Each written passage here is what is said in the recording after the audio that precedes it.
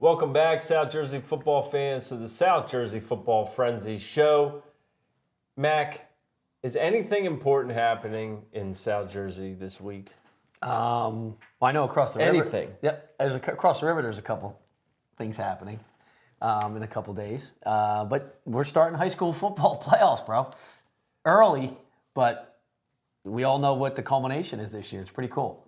We're in a lot better mood than we were last week at this time. Last week at this time, the Phillies had coughed up a lead, and the Padres were on their way to a victory to even up the series. That's the last one they got. Yeah, exactly. It's the last one they got. It's the Phillies. The P stands for playoffs, postseason. Fighting. Phillies. It's a red and white type of time here in the Philadelphia area. Welcome back, guys. And there are a lot of different things to cover today, but we're going to preview every matchup that involves a South Jersey school in the South and Central Public playoffs. We're going through 10 different brackets. Mac, it's the most exciting time of the season. What do you remember most about this time of year being a head coach? You come up and look at the bracket, evaluate the bracket, and start planning things out. Well, I mean, look, as a coach, you try to just keep eyes on that next game, right? You want to keep you want to talk to your kids, or you do talk to your kids typically about how exciting this time is. Yeah. It's not just another game, right? We used to talk to our kids about it's going to feel different. It's going to be different. You're not going to recognize the refs as the rounds go on, so to speak. You might know the first round refs or second, but you get some North Jersey, South Jersey switch arounds. Like, there's a heightened tension that's around it. There's a finality to it. You lose, you're done, you're out. Yeah, there is a finality to it. There's an emotional side of it that is very apparent right from the first kickoff. Right, there's been a lot of hours put in and invested over the years, and for some of these kids who are seniors or coaches who are in their final season, this is the trip around the block that remember most. That's the hardest part, where you're trying to invoke that. It's not difficult to invoke emotion on seniors because they now know. I mean, every coach talks about, hey, your seniors, it's different, and you can see seniors do play differently. If you watch enough high school football, you watch a kid his junior year, you're like, man, that kid's, man, he popped off the screen a little bit this year. Yeah. He's gotten bigger, he's gotten stronger, he's done the weight room, he's grown up a little bit, but you throw in that emotion, and a lot of these guys this is the last time they ever play football. So invoking that emotion on those kids in the finality of playoffs, one and done, and this time for the first time ever in the state of New Jersey, we're playing for a true state champion. That is the most important thing. We will have 5 public school teams who can say they are the true champ. Finally, those rings and jackets that say state champions on the back are actually correct. But I do like the fact that, you look, pick out any sport, right? The Phillies, they just won the NLCS. That's a thing. That's a big deal. There's going to be a blue pennant. Hopefully there'll be a red one in the stadium. But there's steps of these things. So the point about this is sectional title. There's still a sectional title after they win that third game. I was explaining it to some folks. They're like, how's it all? There's still that third game. You win your sectional title, which is equivalent to what we used to end at before. Right. You win that fourth game, you've won the South or the North. And then the fifth game is state. So, that it's a pretty great, cool time for a lot of teams. As we're seeing, anybody can do anything as long as they get hot at the right time. That's right. And if you got a guy who can come up in different spots and do the right thing at the right time, maybe you can make a splash. There are a number of teams out there that we feel can get hot and win these championships. But just as a reminder, as the calendar turns here, the next 3 weeks are going to be the public school brackets for the sectionals. Those sectional finals will be home site games. Then Turkey Day week. There will be no postseason games for the public schools that weekend. The next weekend, the state semifinals, right? Or no, I apologize. The week before Turkey Day, the state semifinals for the South and Central. Right. Those games will be played at Cherokee. And then the state finals will be played at Rutgers the week after Turkey Day. So So the season And the private schools, the non-pubs, their bracket will come out on Sunday, I believe the meetings are for those. the season will end at the same weekend, that first week in December that it's ended for the last 40 years in high school football. Yeah. And they're still trying to save some of those Thanksgiving games if folks still want them. Mm-hmm. What's happened a little different is season's starting earlier, playoffs starting earlier. Right. We're in it. It's end of October. Mm-hmm. Typically, playoffs didn't start till that first or second week in November. Now they're, now we're going to be, by the time we used to have our first playoff game, we're going to have sectional title weekend. So that's going to take a little bit of getting used to, but not a lot because kids, I think people are ready for this. I think all the coaches want to, keep it going.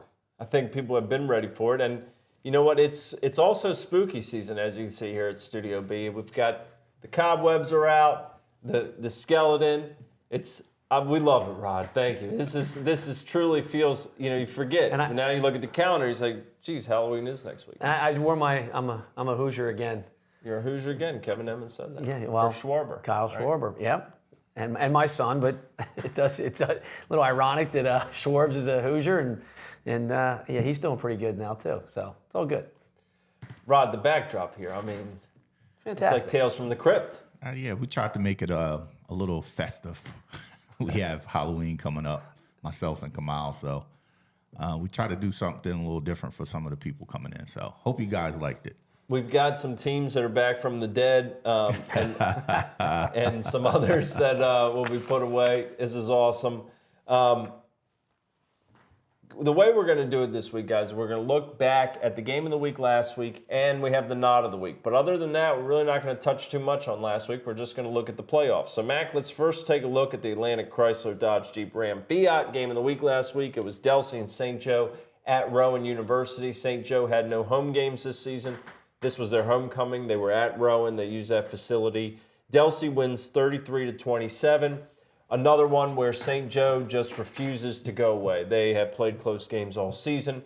They get out to a big lead. I said it's probably the first time Coach Sacco has ever thought that his team would throw a 96-yard touchdown pass. They got a big one there. They went up. Delsey climbed back. Again, St. Joe comes out, takes a 9-point lead early in the third quarter. Delsey climbs back again, and Wayne Adair's 20-yard touchdown runs, and with less than a minute left, ends up being the final tally there, 33-27. The Crusaders remain unbeaten. Mm-hmm. St. Joe continues to hang with everybody in South Jersey, and it was a sloppy night for Delsey again. We talked about this when we saw him when I saw him at the Kingsway game. They had turnovers, they had penalties.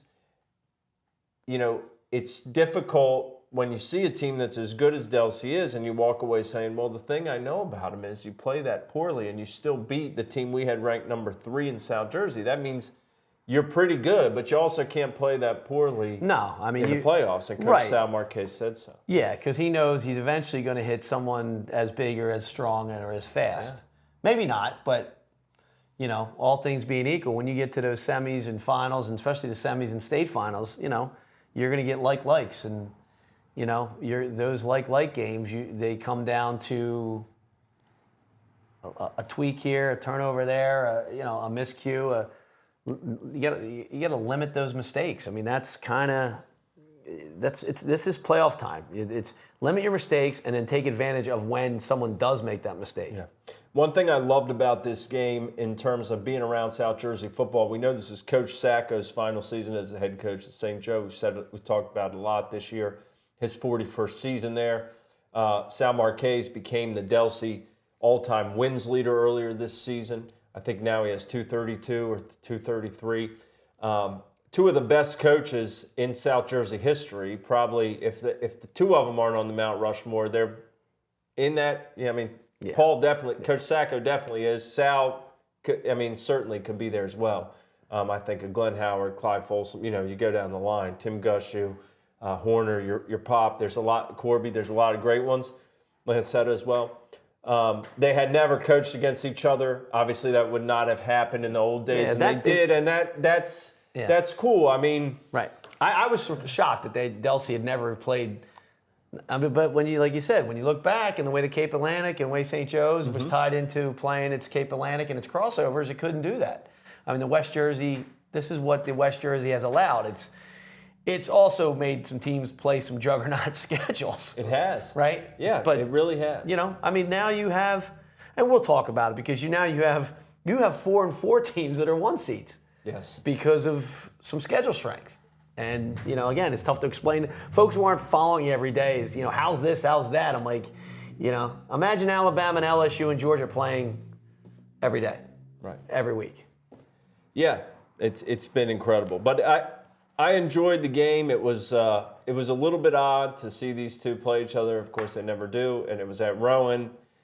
It had a little, give a hat tip here to the background, it had a little bit of a ghoulish vibe, right? It just was a little bit unseemly, but a terrific game. And, both are going to go on now. St. Joe has a week off as they await their playoff seeds in the non-pub. And Delsey is a top seed, and they continue to keep on going, undefeated regular season. So congratulations to the Crusaders. We also have our Nod of the Week. Special thanks to Coach Kevin Smith of Ocean City for sending this. I know it was not a winning effort for Ocean City last week, but John Moyer did all he could, and here we go. We're down here by the boardwalk, Little Johnson's, popcorn, black unis. John Moyer takes it at the 6, makes a couple moves. The Blue Devils can't quite get John Moyer. And Blue Devils did get the last laugh in this, but John Moyer takes it 94 yards for our Nod of the Week. Mac, special teams this time of year. Well, that's what makes a special team. And Ocean City offense has struggled, but if they can get plays like this in the return game, it's going to help them. And we've talked about over the last 2 weeks of special teams being the difference in some crazy games that we've talked. I mean, look, they're difficult to practice. Mm-hmm. It's hard to practice. It's hard to go full speed on special teams. I mean, again, it's hard to practice football at a full speed time, but doing especially kickoff and kickoff return. I mean, they're just too. I mean, I can't tell you. Look, we've talked about it too. When you got to kick again, the kicker who can kick into the end zone and end the play and be done with it. Touchbacks are beautiful for any defensive coordinator. So, that's part of the whole special team gig too. So. It'll be important. Field position, weather. Yeah. A lot more schools have turf. I understand that, but it's going to get cold. It's going to get wet. It doesn't seem like it's fall, but it's going to become fall. It's going to get there soon, I think. And when you go through the playoff matchups and the brackets and who you pick and who you look at, and the teams that have a kicker get an asterisk by them.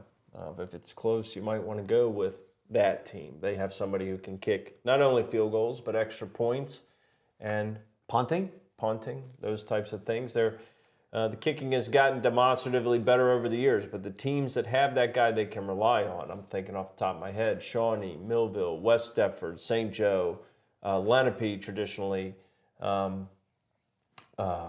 Cedar Creek is another one. You guys that have the boot. Look, I'll go back. When it's important. The kid, I've gotten a chance to watch the Wu kid all season, man. He's been fantastic. I mean, last year he went for a streak. I think he went 33 straight PATs and, kicking field goals. I mean, getting those when you score and you miss your extra point, it feels like you didn't score. As a coach, because now it's a 6-0 situation, and now a team can score, and they're probably making their extra point. But yeah, all those little nuances of the points in playoff situations, especially the further they go. I do have to go back to Rod. Did you see his face when I said punt? It's like a bad word. It is 4 letters. Right? Like he's Lane Kiffin. He's not allowed to punt. P stands for punt. Yeah. Right? End a series on a kick. Life is good. I want to give a shout out quickly to everybody we have in the chat. We appreciate you guys always. Tyrone, Mrs. Parks, Derek, of course, is always here. Matt Best, always here. Rico, always here. Dwayne, always here. I mean, familiar faces. Walter Hurd, of course. Kevin. You guys stick it out every week. Woody, hope things are well. Andrea, hope things are well. Share the show out. We're going to take a quick break, but when we come back, we're going to preview the brackets of groups 1 through 3 for South and Central. And then after that, we're going to take another break, and we'll come back and preview groups 4 and 5. So hang tight. We'll be back to talk group 1 and 2 and 3 football in a second. The South Jersey Football Frenzy Show is sponsored by Mall Chevrolet on Haddonfield Road. Mall Chevy is South Jersey's largest Chevy dealer and has been a big part in helping our community grow. They're proud to sponsor South Jersey High School football. Mall Chevy is our area's go-to dealership with the largest selection of brand new Chevys and a huge inventory of pre-owned vehicles, plus an award-winning 5-star service department. They're located on Haddonfield Road across from the Cherry Hill Mall, or visit them at mallchevy.com. Special thank you to Dave O'Sullivan of South Jersey Glory Days, sjglorydays.com. South Jersey Glory Days brings us a platform that we've been on here for the last couple of years. The South Jersey Football Frenzy Show would not be possible without them. Visit Sully's website, sjglorydays.com. The South Jersey Football Frenzy Show is also sponsored by Atlantic Chrysler Jeep Fiat. Located on Tilton Road in Egg Harbor Township, it's been a big part in helping the community grow. Proud to sponsor South Jersey High School football. Atlantic Chrysler Jeep Fiat. Tremendous selection of brand new cars and pre-owned vehicles. An award-winning service department. A presenting sponsor of the South Jersey Football Frenzy Show. The show is also sponsored by Jersey Gridiron Scout. Coach Tom Pagic is Jersey Gridiron Scout, the premier recruiting service platform for all middle school and high school prospects in the tri-state area when it comes to football. Jersey Gridiron Scout does 3 things for football prospects. 1, they have a senior showcase in December and an underclassmen showcase in May for high school prospects to be evaluated in front of more than 50 colleges. 2, they have off-season winter indoor position trainings for youth, high school, and college prospects from January to June at the Fieldhouse in Moorestown. And 3, they educate families on the college football recruiting process and timeline. Check out Tom's website at jerseygridironscout.com for more information.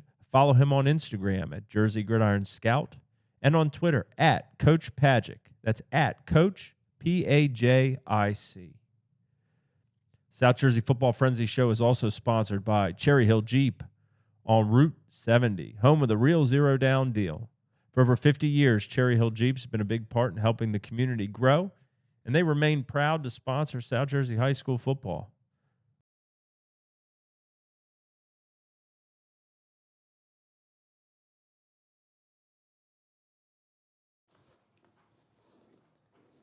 We're back, South Jersey football fans. Welcome back to Studio B. I want to give a shout out too to Bear and Charlie in here. Charlie, I know you're ready for the West Defford game. And Bear, I saw you were handing out your predictions for the weekend. Always a blast. 2 diehard South Jersey football fans. And we have guys and ladies on YouTube watching as well. So thank you for continuing to support the show. Mac, let's go through these groups 1 and 3 brackets. We're going to take a look. Start off here in Central Jersey, Group 1. We got Woodstown and Shalleck Friday at 7 p.m. at Woodstown. The 1 seed, the Wolverines with James Hill, 1,309 rush yards so far this season, 12 rushing touchdowns. Shalleck's had a nice renaissance as well. Kenai Simmons has 1,161 rush yards and 19 touchdowns. Both division winners, but Woodstown this year and what they've been able to put together. Last year they rebounded from, not last year. Last week, they continued to rebound the way that they did against Haddonfield the week prior, where they won 19-0. They had that hiccup against Woodbury, but things are back on track now. You know what you're going to get from Woodstown. It's a tough place to play. Very tough place to play. They play on Friday nights, unlike a lot of these Group 1 schools that play on Saturday afternoon. In this bracket, I mean, it is loaded in terms of what we could see in the next round, and certainly you think Woodstown probably take care of business here against Shalleck. Yeah, it's you look at the teams in the bracket, and you're going to go over the games, but the Paulsboro and Salem on the other side of it, just in this bracket. Mm-hmm. I mean, coming out of this one to represent Central, again, tough for geography, folks, right? I mean, we talked about it last year. These brackets should be called South 1 and South 2, not Central and South, because 7 out of these teams, I think, except Keyport, this whole bracket's a South Jersey traditional bracket. But anyway, I don't want to digress too much. Yeah, so I counted we have 21 matchups in this first round for the public schools where we have a traditionally South Jersey team against a team that's not. I didn't do that as West Jersey League because there are some where, like Nottingham is playing Camden, they're both in the West Jersey League, but that's a South Jersey versus a not South Jersey. The 5 and 4 matchup here is not only an all South Jersey matchup, it's an all last week matchup. Right. As Audubon goes to Paulsboro at 11 a.m. on Saturday. They played last week. Paulsboro won 34-19, and in that game, Rocco Pellegrini threw for 2 touchdowns, ran for another. Demir Avant ran for 2 touchdowns. The Green Wave were up 10-0 to start. This is a good quarterback duel, right? You saw it last week, and you got Audubon's Scott Lynch. He's thrown for 1,500 yards or more and 11 touchdowns. Pellegrini's thrown for more than 1,100 and 13 touchdowns. Mac, familiarity, right? Play back-to-back weeks. That's interesting. Well, we had to go through that back in 2015. It's not, as a coach, the Audubon coach, the losing coach of the week prior is okay with it. The winning coach is kind of like, really? Right? We just beat them, and we got to do it again? Yeah. In a 5-4 matchup? Especially when you're winning, Audubon's up 10-0 that game. They feel they let one get away. Well, they get a chance to. Yeah, like I said, it happened in 2015. We beat RV 20-0 regular season, last game of the regular season, and then we squeaked by 7-0 in the playoff the following week. So, because you're trying as a coach, you're telling your guys, you can't tell your kids the kids just beat them the week prior, right? You gotta, hopefully, with Paulsboro's pedigree, if you're on the Paulsboro side of things, hey guys, we can't overlook this. We got to, be doing typical Paulsboro things. And then Audubon, you're in their locker room, you're like to your point, we're down 2-0, we let it get away. Here's a chance for redemption. Redemption's, revenge games are tough. They are. Paulsboro, Kevin Harvey's looking for his first playoff win as head coach. That is Saturday at 11 o'clock. That's the 4 and the 5. Paulsboro is the 4. Audubon is the 5. Friday at 6 p.m., the 3-seed Glassboro is going to host 6-seed Keyport from the Shore Conference. Glassboro's Jasir Harden has 906 total yards this season, 10 total touchdowns. Keyport is led by Nazir Treadwell, has 867 yards and 11 touchdowns. Mac, Glassboro, we've talked about it before, South Jersey football is better when Glassboro is good. And here they are in a 3-seed. This is a mighty tough bracket. Keyport's come down here a couple times and gone back empty-handed. So a Shore Conference Group 1 team in the past, we've seen the discrepancy there. Right. Keyport Glassboro could be a neat matchup there at 6 p.m. on Friday. Yes. You going with the Dogs? I like the Dogs. All right, you're going with the Dogs. I got the Dogs kind of Yeah, you got a little bit. They're more It's garnet, close. right? They're more darker. It's close. Either way, Glassboro, Keyport, that's the 3 and 6 in Central Jersey Group 1. 7-seed Florence goes to Salem on Saturday at noon. Salem's looking to repeat as the Central Jersey Group 1 champions. They won it last year. Ja'Kai Coates, 1,600 total yards and 23 total touchdowns this season. Florence's Jameel Horn and Damian Ricketts have combined for 1,085 rush yards and 16 rush touchdowns. It is no curiosity that Florence likes to run the football. Salem had struggled offensively. They got a big boost last week with a 1-point win over Woodbury at home. It seems like they have recalibrated. I saw some of those guys last night at the Touchdown Club banquet. They feel good about what they've got now. I think Ja'Kai Coates is feeling better. Things are going well for Salem. 2-seed. They said last night we hit the reset button now, right? Well, you hit the reset button and going back to, I don't want to I can do this because I'm not coaching either team. I look ahead 2 weeks from now. You could have a possible a Woodstown-Salem final, which is, we're talking about a tough section. I'm not looking past Paulsboro, but a lot of these teams have played each other already, and there's going to be rematches all over the place, whomever wins. Well, if the seeds hold true, you're looking at the semifinals being 3 teams from that same division that we've said from day one is the top division in that group in the state. And if you flip over to South Jersey Group 1, the 1 and 8 matchup is the other teams in it. As Woodbury is going to host Pensgrove Saturday at 10:30 a.m. The first time they played this season, the Herd won 32-6. That was September the 10th. Woodbury dropped that 1-point loss to Salem last week, so I know they're hungry. Grove offense has really struggled this year. In 7 losses, they scored just 34 points in those games. They have 2 games where they just scored a safety. They lost 44-23 in the South 1 semis last year at Woodbury. Woodbury has now won 3 in a row in the series. Again, familiarity.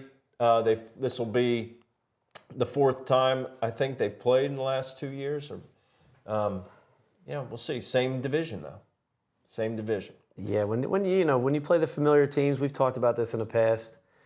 My dad used to have this saying: the familiarity breeds contempt. And these guys, your neighbor, the team you're playing all the time, you don't seem to like them too much. Right.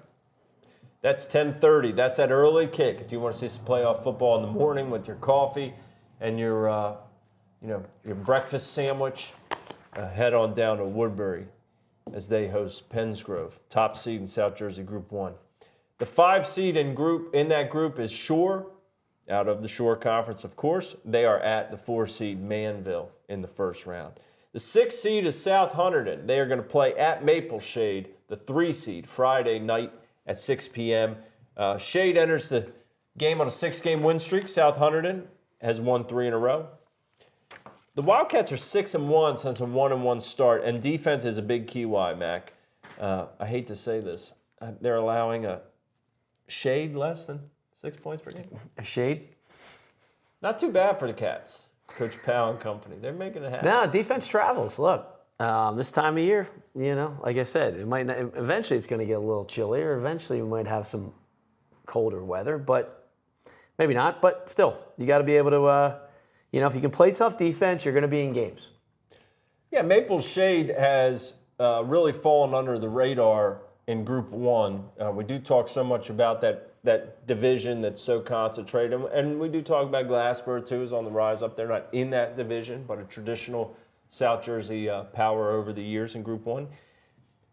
Maple Shade kind of gets lost in the shuffle. But you remember last year, I believe they were an 8 seed, and they went to Woodbury and played them tight right down to the wire, I think, in the 4th quarter. Right. It opened a lot of eyes, and they've continued to build off that. They're an experienced team. They're tough.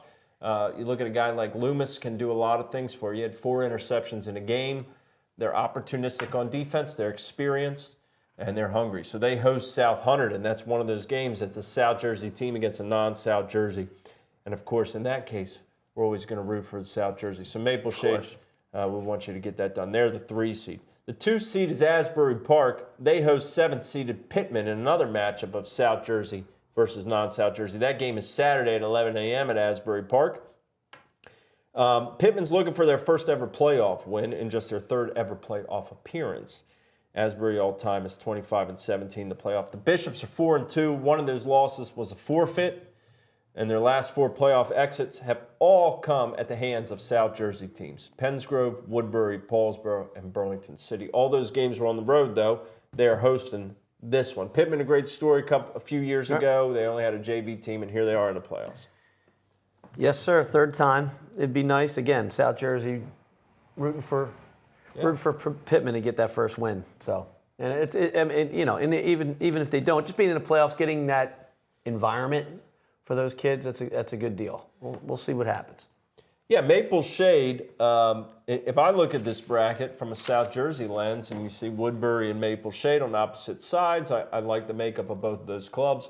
Teams that have played frequently. Again, they played last year in the playoffs. They played earlier this year, I believe. They might have even played earlier last year. It seems like they can't get away from each other.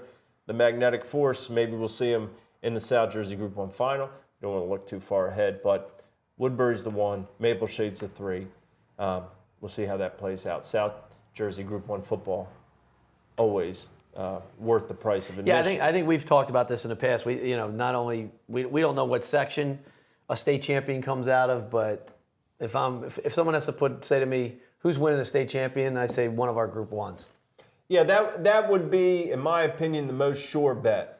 And no pun intended. If you want to say what group would you bet on South Jersey has a state champion in this first year, it would definitely be Group 1. We'd like all 5, but Yeah. That's right. 5 is what. Is that great? Yeah. Is that great? Well, yeah, I think we should. I think in the bigger groups, those championships will be Oh yeah. Yeah. A little. really, really, blood and bones type affairs. But in Group 1, I like what we have. In Group 2, South Jersey Group 2, Raritan is the 1 seed. They are hosting Middle Township Friday at 7 p.m. Remy Rodriguez leads the team for Middle Township in yards. He's got 767 on the ground and 5 touchdowns. Raritan has Kieran Falzone, 818 rushing and 11 touchdowns. Raritan 6-2. Their 2 losses were to Point Pleasant Borough, who's a 1 seed on the other side of the bracket, and Ocean Township is a pretty good seed as well. I think they're a 2 seed in Group 3. This will be a tough task for Middle Township. Raritan, traditionally strong team. The 5 seed in this side of it is Johnson.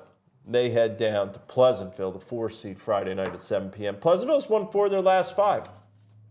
But Anthony Del Conte's Crusaders, they're out of the Big Central. Their losses this year to Hillside, who's 7-1, the number 2 seed in North Group 3, and New Providence, it's a 5 seed in Central Group 2. In 6 wins, Johnson's allowed 21 total points. That's pretty good defensively. The Greyhounds on the other side are going to rely on quarterback Ahmad Jones, receiver Marlon Leslie, and running back Ibn Mitchell under first-year coach Malachi Timberlake, who's done a great job turning things around there. It's a 90-minute drive for Johnson down to Pleasantville. That's not fun. It's not fun, but it's more fun than what Delaware Valley is going to do. They're the 6th seed. They head to Oakcrest Saturday at noon. Now, they play at noon, and they got to go 2 hours. So what time do you think they're getting up? Yeah, it's a day. It's a day. With a noon game after being in a bus 2 hours, I'd probably want to be there. I'd want to be there definitely by 10, right, with a noon game. Yeah. Because your first group's probably going at 10:45, maybe even a little earlier. The longer you're on the bus, the more you want them there earlier. So you're leaving 7:30 because buses aren't driving like 6:45 report time. Yeah, you're gonna give them some breakfast, right? You're gonna have maybe some fruit, some bagels, throw out some. Some kids don't like to eat in the morning, but you're gonna give them something. Maybe you'll get around the bus. I won't put a soapbox about not having some food on the bus, but Orange slices. so, Lots of orange slices. try to get something in your belly before you play a game, especially if you've been on a bus from 8 o'clock in the morning and the game's at noon. Right. Feed the kids. Listen, Oakcrest under Coach Forrest, they are on a 2-game losing skid. They entered the playoffs. They're looking to get out of that. Del Val's out of the Big Central as well. They've lost twice to Bernards and Hillside, 2 one-loss teams that are very good. In their 6 wins, the Terriers have put up an average of 40 points per game. The Falcons, I think, have beaten the teams we expected that they would. They lost to 3 they were probably underdogs against in Mainland, Cedar Creek, and AC. The last 2 were pretty close games. Jaleel Williams is a threat at running back. He ran for 152 and 2 scores last week in that 5-point loss to Atlantic City. Aldrich Doe is a main playmaker, a guy who can come up big in any spot. He had an interception and touchdown last week for Oakcrest. It's a 2-hour drive for Del Val, as we said before. They should get a nice bus. Yeah. Get a nice bus. The 7th seed in that bracket is Monmouth. They head to Rumson Fairhaven, who is the 2 seed. Rumson's always very good out of the Shore Conference, but traditionally they have been in Group 3. They're the team that Camden Eastside went up and beat last year and upset in was that the finals or the semifinals? I think it was the finals, wasn't it? Yeah. They're usually Group 3 this year. They're in Group 2. In Central Group 2, Point Pleasant Borough hosts Overbrook Friday at 7 p.m. Point Pleasant Borough finished the regular season undefeated. They got Jake Croce and Matt Oliphant. The running backs, they are a heavy run team. If you saw them play Haddonfield last year at Rutgers, you know that. They combined for 1,177 rush yards, those 2 guys over the season, 24 touchdowns. Overbrook has D'Angelo Conquest, who has had a magnificent career for the Rams. He's thrown for 2,000 yards, 20 touchdowns. Point Pleasant Borough is on a mission after that heartbreaking loss to Haddonfield last year. Came on and missed extra point. Speaking of last year, 2 teams that matched up, New Providence and Willingboro. They're going to do it again this year, Friday night at 7 p.m. at Willingboro. Willingboro is the 4 seed. New Providence is the 5. Willingboro won last year, 26-7 in the matchup. Freshman quarterback Lamar Best He's going to be a good one. He's thrown for 644 this year and 8 touchdowns. How about Derek Bryant, too, last week? He ran for 230 and 2 touchdowns as they rolled Burlington Township 42-15. Ben Gullo, the running back for New Providence, has rushed for 753 and 9 touchdowns this year. Willingboro, a team that's another one. You look at the schedule. You look at playing St. Joe mighty close, having Pensauken down on the ropes, but for that fumble late. Now finding the footing, and this time of year is the time to do it. Now that they have their guys, in the lineup and clicking, Willingboro is a team to watch here. And we saw, I bring up an old name, not an old name, but, Matt Wellesley as a freshman quarterback. When you have a freshman quarterback at this time of the year, he's now a little more seasoned, right? This is in September, right? He's seen some pretty good competition, as you said, along the way, right? And they've had some situations where, they clean some stuff up. They got to take care of it and protect the ball, and good spot for Willingboro. The bottom half of this bracket is very interesting for South Jersey fans. Central Group 2. The 6th seed West Deptford is at the 3 seed Gloucester Friday at 7 p.m. I suspect there'll be a lot of folks at this one. First off, they're not very far apart. And second off, it's going to be a mighty good game.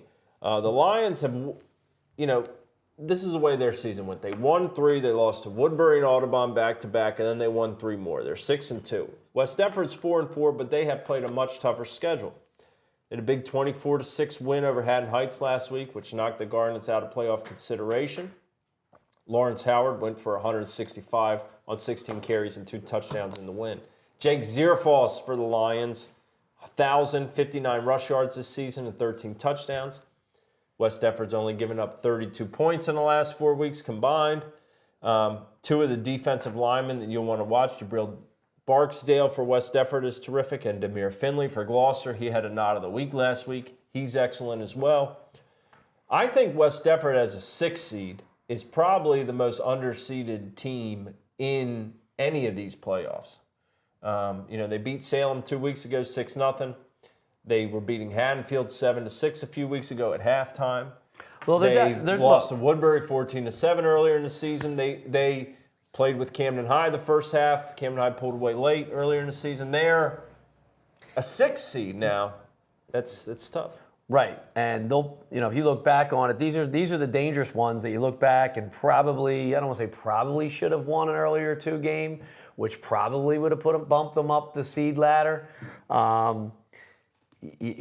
Gloucester's like, wow, thanks, right? We got on the roll West Deptford, and and it just so happens, the playoff gods kind of just figure this out that someone asked me how's the whole numbering. I go, look, it's a combination of PowerPoints, ratings, this UPR, this OS, all these numbers, schedule strength, all this and that and the other, and we could have a second round game West Deptford Haddonfield, and everything's the way it's always has been. Everything's right in the universe, right? Right. Haddonfield is the 2 seed down there. They'll host Cinnamons in the 7 seed Friday at 7 p.m. Haddonfield's won the last 4 matchups with these guys, with the Pirates. 2019, they won 28-0. In 2018, it was 21-0. 2017, it was 35-8. 2011, it was 43-0. Pirates started out 5-0 under Coach Mario Patrizzi. They were shut out in back-to-back weeks. Good teams in Maple Shade and Seneca. They got back on track last week with a 35-6 win over Pemberton. Haddonfield finally healthy again. We're short-handed a little bit and dinged up in that loss against Woodstown a couple weeks ago. We're not really at full strength, but they got healthy. They rolled Sterling last week to cap the regular season. McCarthy back at quarterback. Klaus is back in the lineup and in good shape. This is the time of year that Haddonfield usually gets it together and finds its way. It's a tasty matchup if Haddonfield plays West Deptford, but we'll see what happens. Both Cinnaminson and Gloucester are teams that these games somewhat look like you wouldn't be surprised if something crazy happened. No, that's not a shot at Gloucester or Cinnaminson. Cinnaminson started out the season 5-0. Gloucester's had a great year at Gloucester. Again, this is playoff time, right? This is some neat matchups we got, and this is another bracket that looks pretty cool. It's going to see what happens. Yeah, and it's also a more diverse bracket, I think, when you look at Group 5 and Group 1 and some of the bigger groups and the smaller groups, right? 2 is the one where you see these big central schools in New Providence, you see the shore schools, Rumson, Fairhaven, you see our schools. Right. A lot of times it's either, in the big groups, it's a lot of shore and us. Right. In the small groups, it's the same way. But some of these big central schools over the past, I think Hillside was a big central school. They were too for most of the time.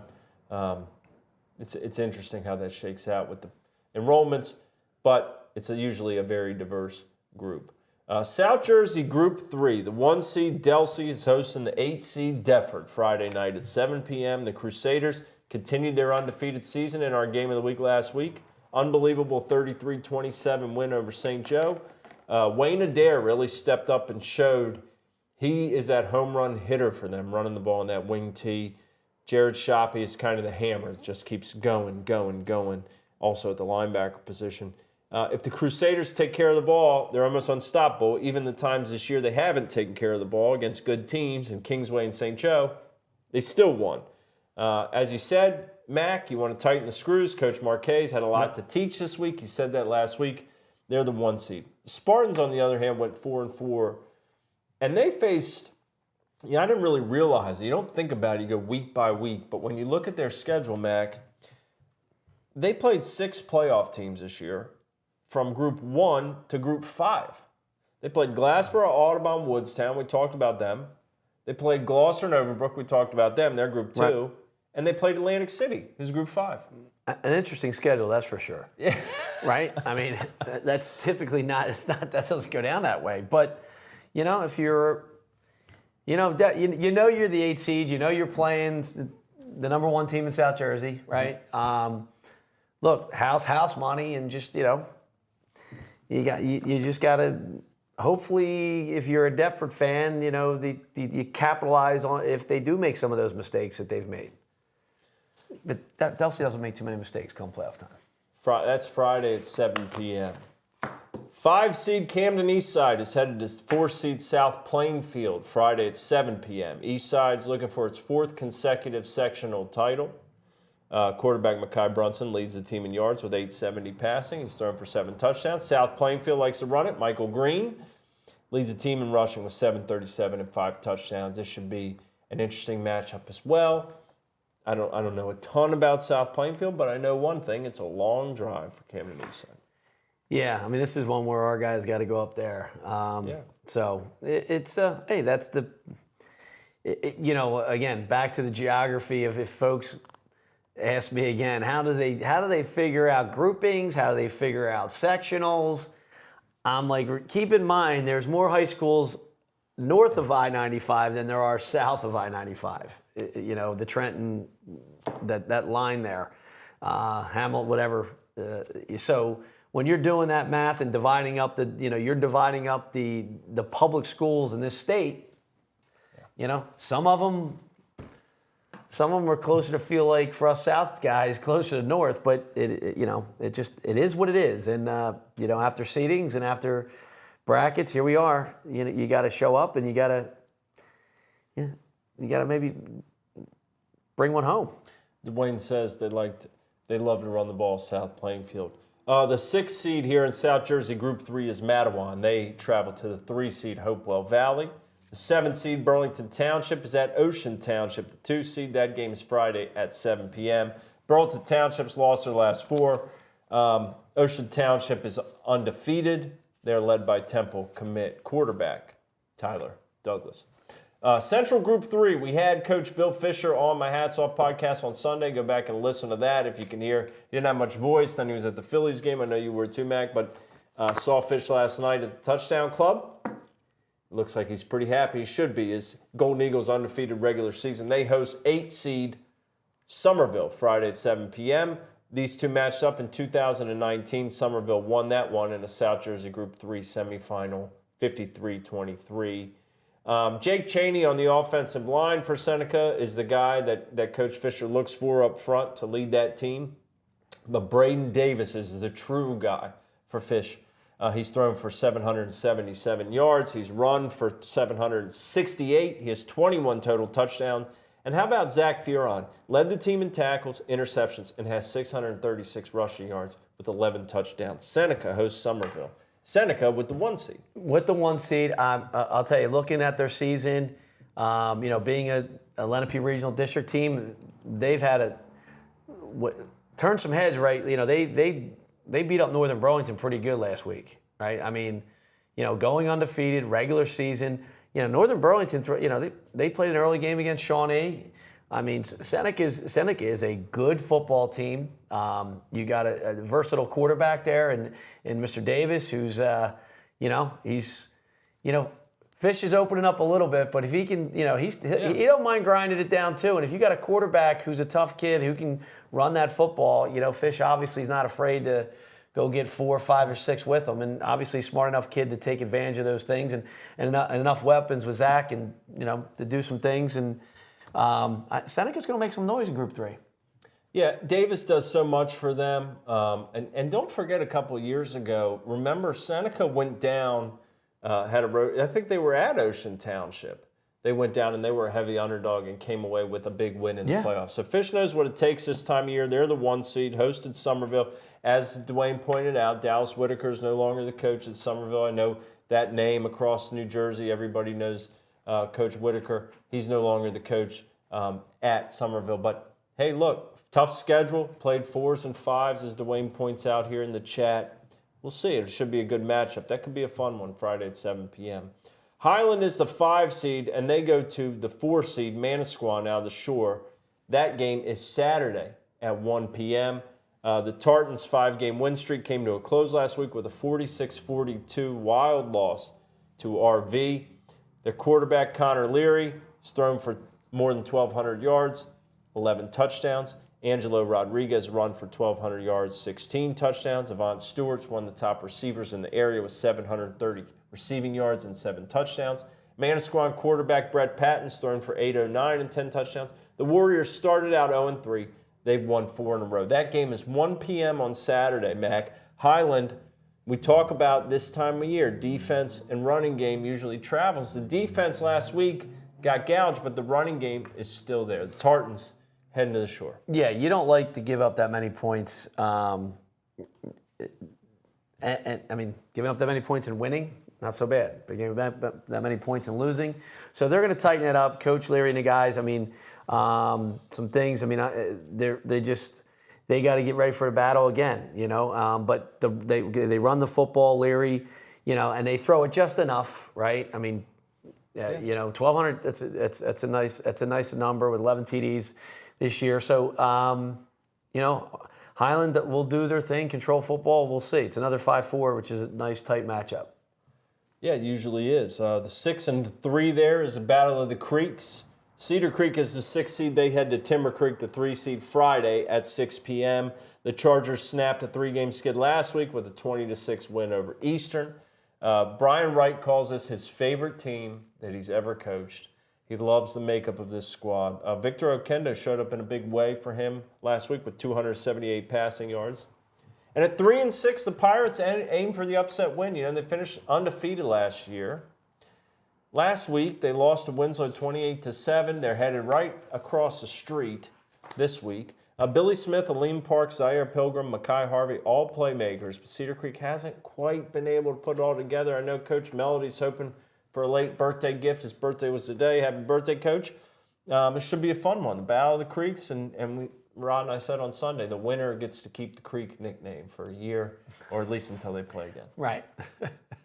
They get, absolutely. It's only right. Right. It's only right. Bragging rights. The 7 seed is Nottingham. The North Stars head to Farnham Park Friday at 6 p.m. Camden High. This is one of those West Jersey League, but one's South Jersey, one's really not. The High-Enders is one of the best public teams around. We have them as number 2 in South Jersey last week. And after 2 weeks with no playoffs, remember they were disqualified last season and they had COVID the year prior. The postseason returns to festive Farnham Park. North Stars are part of the West Jersey League, 5-3 on the season. They played 2 South Jersey teams, Burlington Township and Willingboro. They lost to both.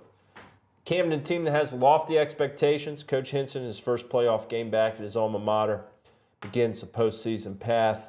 A lot of people are talking about, could they play Cedar Creek? Could they play Timber Creek? Coach Hinson's thinking, we got one thing ahead of us, and it's Nottingham. We got to take care of business. That opportunistic defense, they're strong up front. Their DBs are really, really good when the ball's around them. They like to pluck it and take it in all the way. We talk about what Taquan Brittingham brings to that team in all aspects. Camden High, the 2 seed in that bracket. And Mac, if you have any soapbox material, now would be the time. Oh, you're throwing soapbox? We're through the first 3 groups. We got you're throwing it? 4 and 5 after the break, but if you've got a soapbox.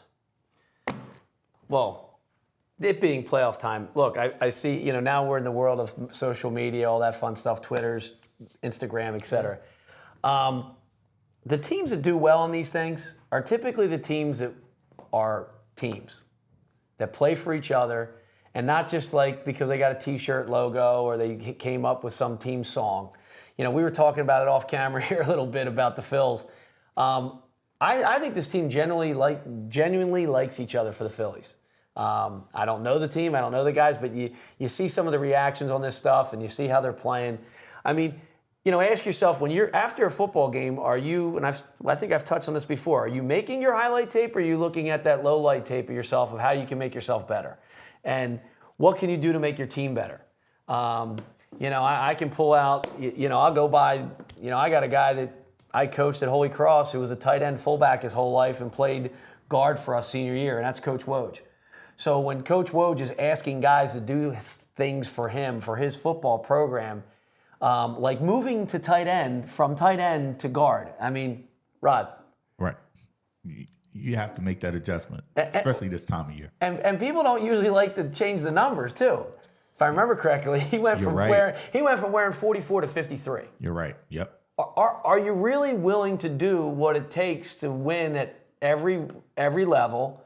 And I mean, it's a grind, and nobody knows who's going to be the guy or be the star. And quite frankly, I mean, and again, I'll go back to the baseball. Harper talks about just having a good at bat. He said, he's not thinking he's going to win the game or try to hit a home run there. If he doesn't get the right pitch to hit, he's going to hand it over to Nicky. I mean, that's what good teams do. Right. They understand that not every time such and such can be the superstar. So as we're getting ready for this, here's the soapbox, guys. Team first. Team first. Because at the end of the day, this, for 95% of all the players, the seniors, this is the last hurrah. A lot of people want to play football in college, and some will. But the numbers say most won't. So here we go. This is the finale. And what are you prepared to do as a teammate? Yeah. To win in those tough, crucial situations. Easy when you're up a couple scores. So it's an easy thing to kind of, but when you're down a little bit and the boat's rocking a little bit, what guy are you? Are you rocking the boat or are you trying to steady the ship? So, I mean, these are questions we never have to answer, we never had to answer in the newsroom before we went out for the playoffs. But I wish you'd been there at that time because that gets me jacked up, Mac. It is team first. The state championship trophies are going to have the school name and the year, and you were part of that edition. And I keep referring back to the banquet last night, Touchdown Club. It was a great event. It was unsung heroes. So we had unsung heroes from different programs across South Jersey, and guys that are all the descriptions their coaches said. He's the smallest offensive lineman, but you know what? He's never missed a workout. He's the guy who picks up guys and brings them to practice. He asked what position he could change to be on the team. He does this and that and this and that. And you know what? These are the guys you want on your team. And everybody wants a running back that runs a 4.5. Well, but everybody needs a guy who's willing in high school football to put that stuff, the accolades, all that behind and say, guys, we're a team. Those are the leaders. Those are the captains. And sometimes it is your 4-5 guy. That is that guy too. Well, when it is the 4-5 guy, then it's special. Yeah, I was just going to say that. That's when it becomes special. Yeah, because when that 4 or 5 guy can put himself in a non-selfish position, and a lot of kids there's a lot of kids out there, and I'm going to tease Coach Fish, unsung hero last night. I don't look at the lineman guys as unsung heroes. They're heroes, right? Just because your name's not mentioned as much as the guys that scored a touchdown doesn't make you a hero. Some of the unsung kids are the kids that don't get on the field, that, the scout team kids, the kids that make, the kids that play the other team's quarterback. I mean, Jake Murphy for us back in the day, he was our backup quarterback and he ran the other team's offense to a T. Smart kid, did a great job, would have it, that's how you win football games. There's no other sport that practices so much for so little game time. I mean, if you think about it, look at, baseball in high school is 35 games. Wrestling, you'll wrestle 35, 30-some matches. Basketball, 40, whatever it is, the number. I mean, football is, even in a year where we're going to play, a state champion's going to have 5 extra games this year, you're going to play 13, maybe 14 games. Right. That's it. And you play once a week. So having all those guys and all those parts, everybody is part of the process. Oh, that's right, Mac. Absolutely right. Excellent soapbox. I agree. Matt Best says. And it wasn't negative. It was very positive. It was uplifting. It's got me on another cloud at this point. I'm ready to. I'm elevated. I'm ready for the Group 4 and 5 previews, as well as looking at our Atlantic Chrysler Dodge Jeep Ram Fiat game of the week. We're going to do that right after this. Stay tuned. Groups 4 and 5 and our game of the week preview right after this break. The South Jersey Football Frenzy Show is sponsored by TurnersvilleJeep.com on Route 42 in Turnersville. Turnersville Jeep is proud to sponsor South Jersey High School football. TurnersvilleJeep.com has a huge inventory of Jeeps, Chryslers, Dodges, and Ram trucks, all brand new. They also have a ton of pre-owned vehicles, plus an award-winning 5-star service department. Drive a little and save a lot at TurnersvilleJeep.com.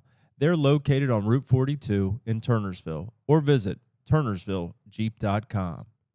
The show is also sponsored by the West Jersey Football Coaches Association, established to promote, improve, and unite football in South Jersey.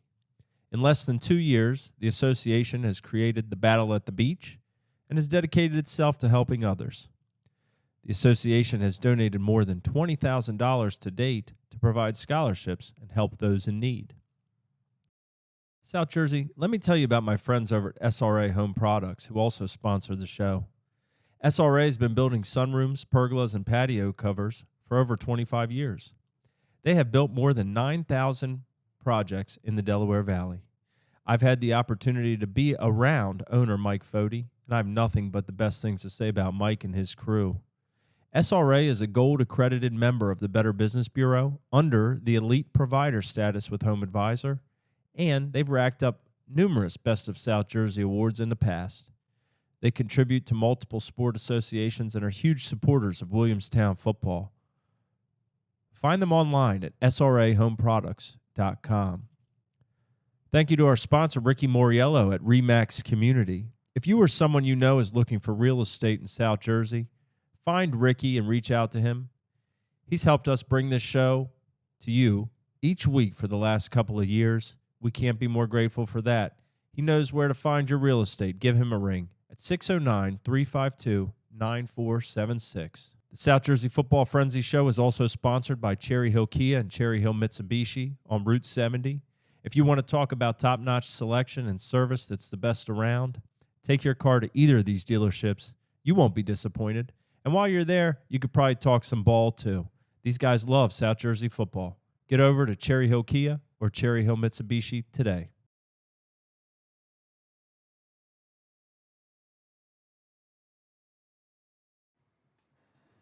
We're back, South Jersey football fans. Game of the week is sponsored by Atlantic Chrysler Dodge Jeep Ram Fiat, located on Tilton Road in Egg Harbor Township. They've been a big part of helping the community grow and are proud to sponsor South Jersey High School football. They have a tremendous selection of brand new cars and huge inventory of pre-owned vehicles as well. An award-winning 5-star service department. Atlantic Chrysler Dodge Jeep Ram Fiat, Tilton Road in Egg Harbor Township. They are sponsoring the game of the week. If you're at the game of the week, which I'm going to mention here in a second, take a selfie, go over there and get a free oil change for a week. Sounds like a not so spooky proposition. All right, Mac, let's get back to our playoff previews. But first, another thing I forgot, Coach Pagic is having his unsigned senior showcase December the 5th. Go to jerseygridironscout.com to sign up for that. Coach Pagic is the guy if you are looking for college opportunities. All right, Mac, South Jersey Group 4. The top seed is Hamilton. The Blue Devils are going to host 8 seed Heightstown Friday night at 6 p.m. First matchup between the two schools. Kenny Smith, of course, the great running back for Hamilton. He leads them with 1,130 total yards and 16 total touchdowns. Joseph Opoku for Heightstown has 329 rush yards and a couple touchdowns. Hamilton, Mac, this time of year, being able to do what they want to, running the ball, then shrinking the clock down. It's really tough to go down there among the Blueberries and come out with it. Yeah, they limit your possessions. They're ones that always playing tough D, and it's like they're built for the playoff football mentality. Absolutely. And they got the guys this year. They got again, it's a good 1 seed in for the South. So it's Heightstown's will have their hands full opening night in the playoffs. Well, Hamilton beat Ocean City last week, and the next team in that bracket is Ocean City. The 5 seed is headed to the 4 seed Shawnee Friday at 6 p.m. Mac, that's where you'll be. The Renegades finished off the season with 2 big wins over Washington Township and Williamstown after they had that 4-game skid. 2019, these two met in the playoffs, a 28-0 win for Shawnee. Ocean City has lost 6 in a row, but a lot like Shawnee, look at who they played. Delsey, Winslow, St. Joe, Millville, Hamilton. And, put them in another schedule. Who knows what their record is, but this one should be pretty interesting, right. Mac. And Hamilton that next round, again, Somebody played Shawnee a number of years in these playoffs. Right. The Ocean City Shawnee looks like they're going to play at Hamilton. And this is a tough draw for both teams, Ocean City and Shawnee. Like you said, they're both playing very tough schedules. I've seen Shawnee play the whole season. The skid was, when you're losing to teams, a score against Winslow, a score against Cherokee. I mean, it was if you're a Shawnee fan, getting those wins against Washington Township, against Williamstown, on the road at you kind of saw Coach Gushu and crew right the ship. Gilmore the last 2 weeks been all over the field. Kraus all season, and guys like Jimmy Potter, right? Jimmy Potter, heart and soul type player, just leaving it out there, senior for those guys. And I mentioned Wu earlier with the kicking game. I mean, these are guys that just are starting on or are understanding seniors, right? Like we talked about seniors. Josh Palouse, linebacker. Oscar Haino. I mean, that finality of this is the time. And then Shawnee's got some things to pull back on in prior years, right? They've made it they've made it to the sectional finals and have won the sectional finals with records of 3 and now they're a 5-4 team. And they're battle tested, ready for playoffs. And I'm sure that's what Coach Gushu's telling the boys. It's saying, hey, guys, we got to show up every week, but this is now when we say, wow, thankfully we did have that schedule. Well, I look at Shawnee in this game, and Coach Scuderi does an amazing job with the offense. I would look at this and say, we need to start fast offensively. This Ocean City team, as good as they've been defensively, it's not easy to score against them, but they have struggled to score the ball. They've been behind. They just haven't been able to get an offensive flow. The longer a team hangs around, right?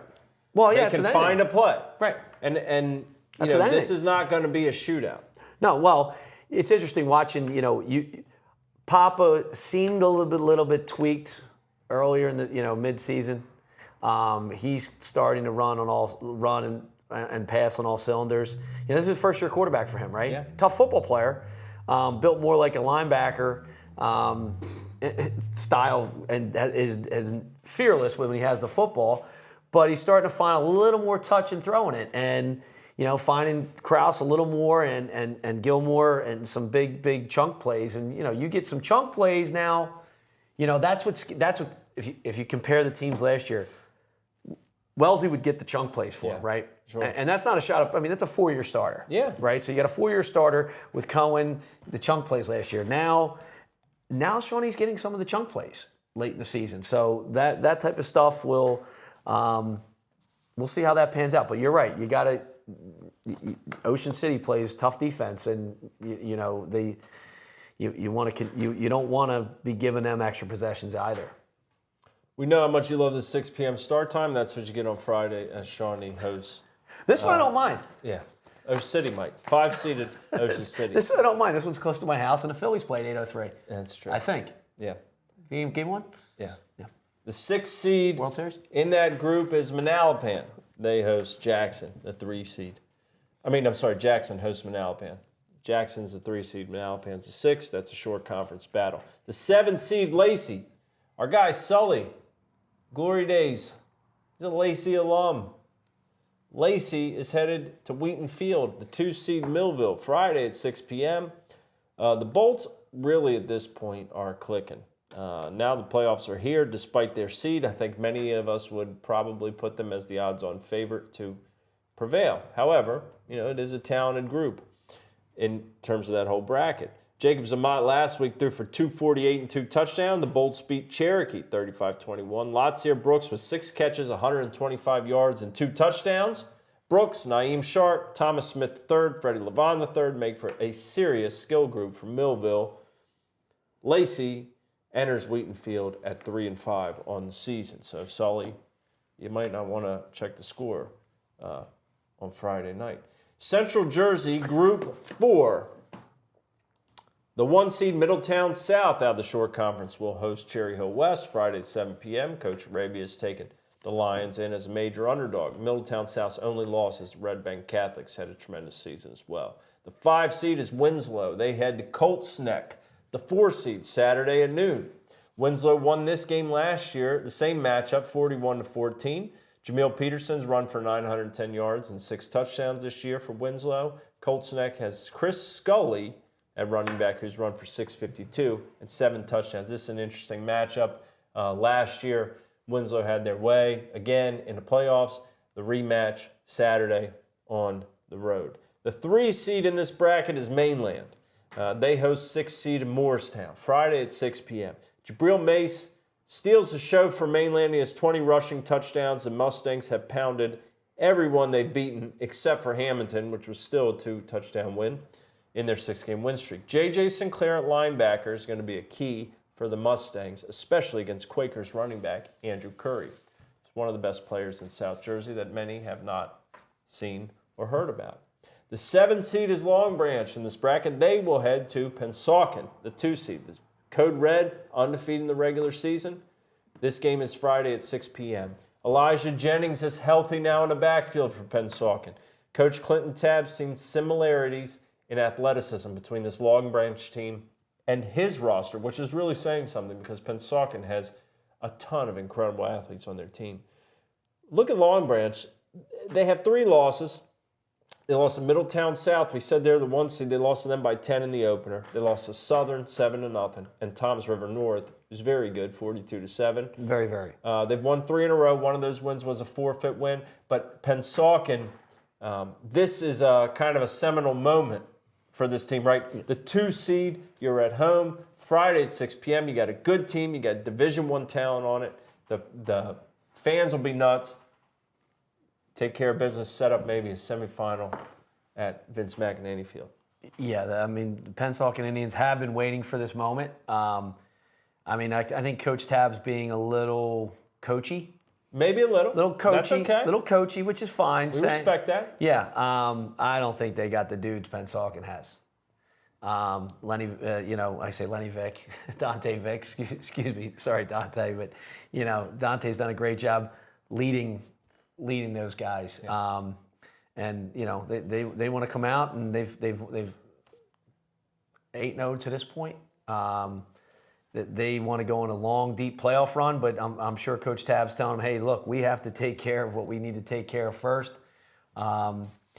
They've pulled some interesting games out of their hat a little bit, and sometimes you need some of those things to go undefeated in high school football. So a little mojo doesn't hurt, and be nice to host a home playoff game. A tantalizing potential matchup. We're not going to look ahead too much, but in Central Group 4, if we see Mainland and Pennsauken in that semifinal, that'd be a good one. South Jersey Group 5, Mac. Old Bridge is the 8 seed. They head to Toms River North, the 1 seed. The 5 seed is Washington Township.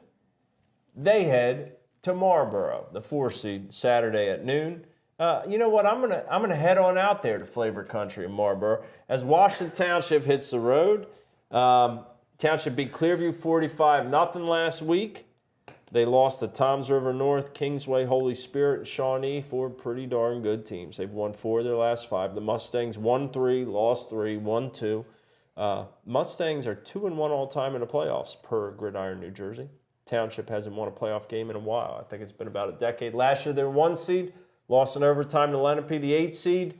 I know they're hungry to get that playoff win. They're heading to Marlboro. I will be there Saturday at noon. Yeah, I'm sure there's some kids, juniors of last year, that are seniors now that still feel One that. of them a big lineman going to Rutgers. Correct, and still Think he wants to block somebody on Saturday? I would think so. I mean, he's going to, again, rallying around each other in these things of saying, and you don't want to dwell on, hey, look what happened I mean, you can't be like that. We know what happened last year. They know what happened. Well, you can't be like that, but I'm going to tell you in a second who can be like that. But Washington Township, they're hungry. They want that win. They're going up there. It's a business trip, right? In the next round, they could see Toms River North, who beat them in the first game. And Toms River North is a mighty good team. Washington Township at Battle of the Beach was right there, 28-21. That could be an interesting matchup in the semifinal. Should it happen? We'll see. A semifinal game, yeah. Yeah. Williamstown's the 6th seed in this bracket. They head to Cherokee, the 3 seed, Friday at 6 p.m. at the Bowl. These two obviously are no strangers. They play every season pretty much. Cherokee won 41-6 at the end of September. That, surprisingly enough, was the last win of the season for the Chiefs, who are 3-5.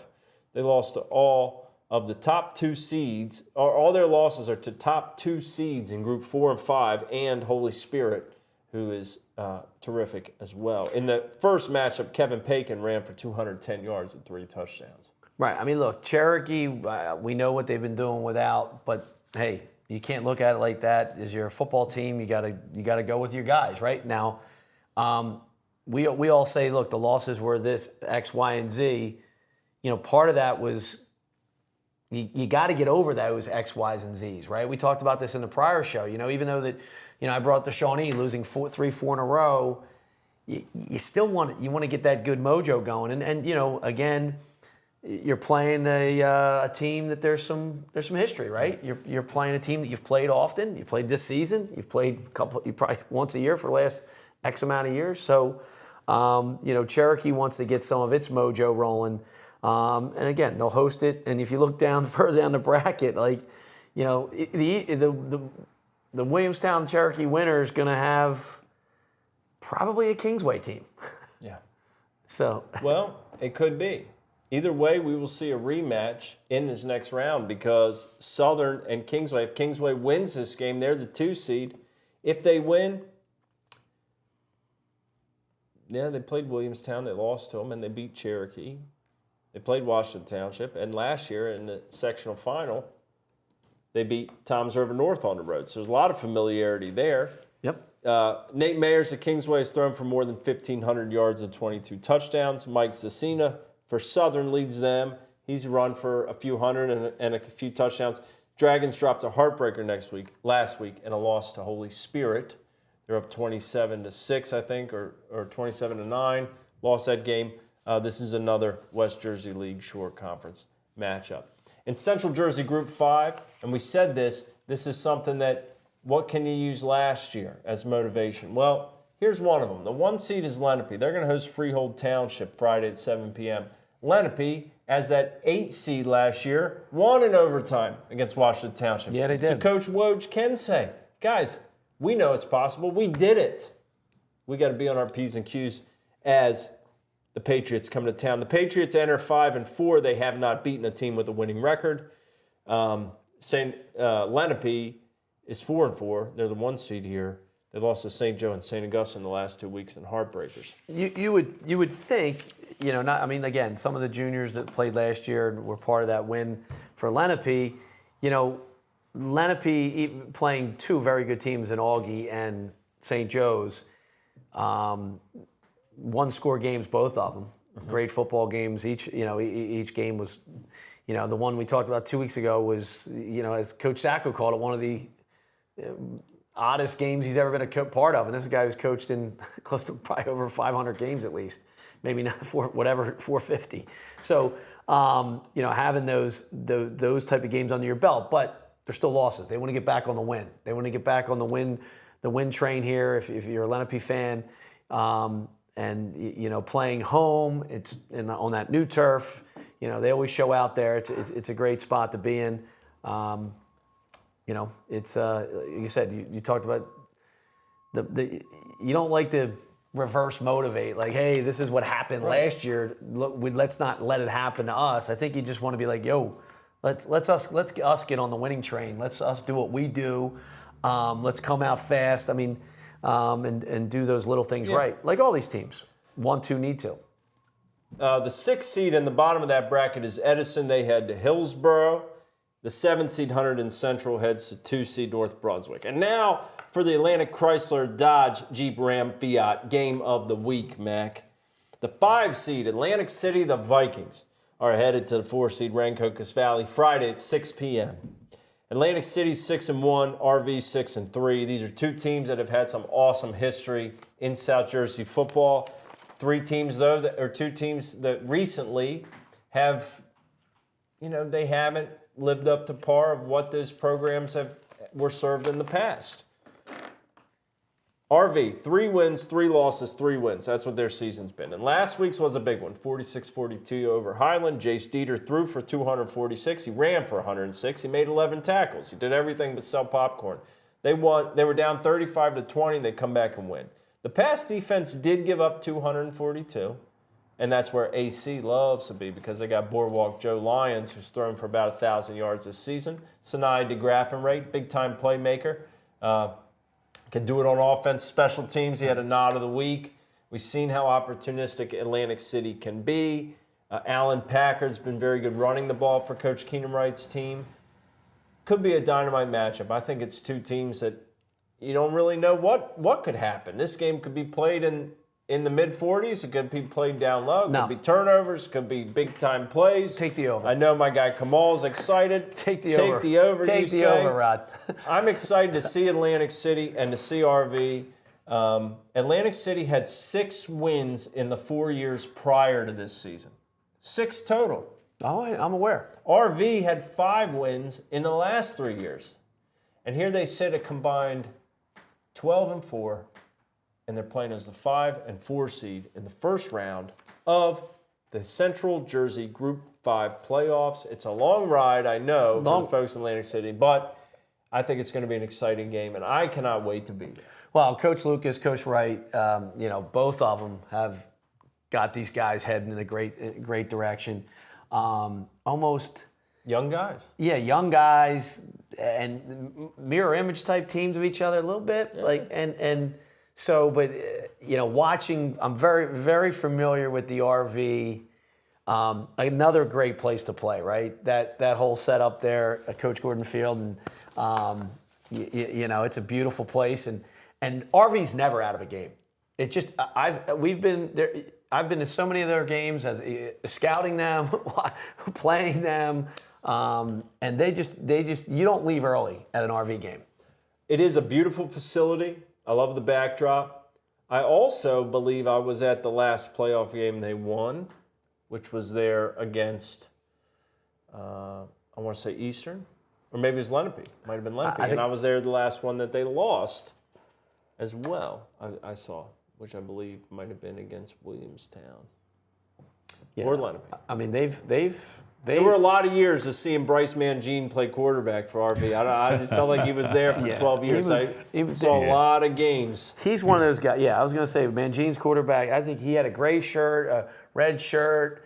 I think he had 6 years eligibility, that cat. So, it's like you said, it's a good spot for RV to be in.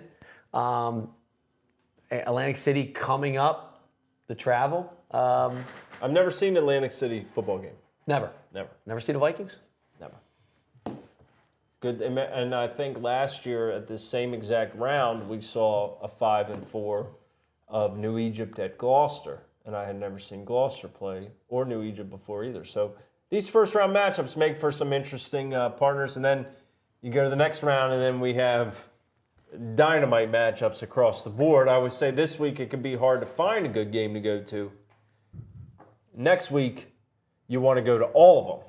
Yeah. Because it's just loaded. And then the sectional finals, you want to see all those as well, but you can kind of parse it out a little bit. I mean, look, you got some 4s and 5s matchups that are, and then depending on how the seeding played out, I mean, the seeding is always an interesting. Yeah. I mean, I talked to many coaches as this thing's going down on where they think and how many, what huddle tapes they got to get or films, and it's really, the work that these high school coaches do. I mean, it's unbelievable. It's unbelievable, the time, the effort. You see when when the guys who are doing it right, how much it pains them when either not so much wins and losses, just sometimes they feel that they wanted a playback, calling a play or a situational, Sure. and every coach has had that thing. We like the everybody's second guessing our Coach Thompson. Armchair quarterback. Yeah, well, or baseball sit around. Armchair manager. I'm on record. I like the Nola Stark game 1. I like it too. Go ahead. This is a quick question. I just was thinking about it as you guys were talking and hearing some of the scores. I guess my question would be, earlier in the year, we didn't know how the early start would work and fare for a lot of teams. Yeah. Now at the end of the year, looking back, what do you guys think? How do you guys feel about that now? At this point, we're going into the playoffs. I mean, see, it's October. Yeah, right? I think we saw. That's crazy. I think in looking through things today, I think what stood out to me is the first couple of weeks were deceptive for a lot of teams. I saw a lot of teams that opened the season with 2 wins or 3 wins, then they lost 3 or 4. There was a lot of that start, stop, start in terms of these playoff wins. RV's one of them, right? They won 3, they lost 3, they won 3. Shawnee won 2, lost 4, won 2. Right. Gloucester won, they're 6-2. They won, I think they won 3, they lost 2, they won 3. So like Lenape, same way. They're 4-4. They won 2, they won 4 in a row, and lost 2. Yeah, won 4 in a row. Yeah, Cherokee, the 3-1. They've lost their last. I mean, it was more stop and start. I felt right, and you got to look at where teams fall on the schedule too. But Right. is what are teams doing earlier to get ready for that? I mean, this is another topic, another show. There's state rules for schools, and there's district rules for schools, Right. and they're not wrong. But some districts can do other things, starting. As soon as that Whenever they set, as soon as that last track meet ends on June Yep. 8th or 9th, whatever that weekend is, if a district says you can be wearing helmets and shoulder pads, you can be in helmets and shoulder pads. So how you're getting yourself ready for that week 1, 2, through that wave, and again, but it's I think this next week we'll the Final 4 in each section. Yeah. Yeah, They're going to look and smell like the teams that you thought were the Final 4 in those sections. yeah. I kind of felt like it was just tough trying to figure things out. I think coaches were too. I mean, we're trying to figure out who are the better teams, and they're trying to figure out who they really are. Well, you can't hit as much. Right. You can't, you're not tackling them out. We look at special teams. It's like, you can never. And then once the season gets on, nobody wants to really hit anyway. Like, Right. even people call me, Coach, I'm an old school meathead. And as you got to November, the first question that I'm going to bring them up, ding, here you go. My dad would call me after practice. I'm driving home, right? 7:00 on a Wednesday. Everybody healthy? Everybody healthy? Timmy, the guy who gets the coach who gets a kid hurt in practice is a bad, don't get that kid hurt. Right. And I'm like, Dad, we got to do this, that, and the other thing. I hear you, I know. Then he do a little goal line hitting, Tim, just a little goal line, but it's that balance, that rub. But like everybody starts going, you want to be fresh, you want to be fresh with the legs, but you want to be ready to go too. It's a balance. It is a delicate balance, Rod, I think. But I think you're right that when you don't have 5 weeks of hitting or 2-a-days or all this stuff to see what you have up front and it is hard to evaluate your team. And I think you'd count those early season wins as you're almost stealing one, right? Like you're depositing in the bank. But if you're hoping that the stuff you got out of that first game is going to translate for you all the way down the line, you're going to be awfully sorry. Right. But we've seen the ones that were able to do it. I mean, the Delseys, the Camdens, the Holy Spirits, they were able to bottle something up that the wire-to-wire teams, they're a little different. I'll look at them. I'll tell you though that Delsey and Camden, they're Right. They're loaded. Right. They're loaded. Right. Team. Like And so is Spirit. And then you got Delsey and Camden coaches are coaching their butts off. Right. So they just don't have a bunch of talent. They got a bunch of talent with a bunch of good coaches. Right. If you told Hintz and Sal, hey guys, you can't practice in helmets, no shoulder pads, no helmets, up until your first week of the season, they'd be like, all right, we'll figure it out. They'll figure it out because they're good coaches. And they got dudes, right? They're the wire-to-wire guys. Then you got some teams that have good coaches, and the talents has dipped a little bit, and that's why you see some of that. And then you got some talent where some of the coaching is kind of just new coming in. Yeah, not steering the ship. So it's. But I've always said this though: the coaching, for the most part, is gonna win out in a lot of places. It's going to keep you. It's going to maximize the talent more so than talent's going to maximize lackluster coaching. And there are a lot of coaches who might say, well, we have a great staff and we have a decent team, but we don't have the players X, Y, and Z has. But that's another trait of your team is your coaches. And you have to say, well, you might not have X, Y, and Z, but they don't have you and your staff. Right. They don't have the football acumen. And where you get the marriage of both, then you got some serious power teams. You got the wire-to-wire. For sure. Right. For sure. I mean, that's what no doubt about it. But we've seen coaches grow up through the season. We've had a lot of young coaches this season. Yes. And we've seen them get things done. I mean, look at what Garrett was able to do to rebound from that slump in the middle of the season for RV. Look at what Bert Ayala's been able to do in Millville. Right. All those expectations, things tapered off slightly. You know what? Right now, they're starting to climb up. That was huge shoes to fill down there in Millville. Oh, yeah. Exactly. And I just think we've seen Malachi Timberlake's another guy at Pleasantville. I mean, great job. Last year they were way off the map. Malachi's 24 years old. He's got him in the playoffs as a 4 seed. So we've seen some young coaches get their bearings as the season's gone on too, which is great to see. Yeah, and when you get the buy-in, you need the kids. I think it's every January or December you have that meeting about weight rooms, and this is. We're in the weight room now, squat, deadlift, hang cleaning, etc. for December. Mm-hmm. And the eyes roll sometimes, and it's, you're talking to 15, 16, 17-year-olds, but you really are, for the long haul, doing it. Now you can tell the kids, this is where, this is all that, and so this is where you make the legacy world. First as a team, and then, you do your part on the team and, right. Maybe we're remembered, maybe not. But you know what? That's the time of the year. Final reminders, guys, Hats Off Podcast will be back Sunday morning at 9 a.m. We'll recap the action from the weekend. Also, next week, we're not sure what day we're going to go or what time. Stay tuned for that. As the Phillies are in the World Series and they're playing at home, we're obviously going to want to catch that.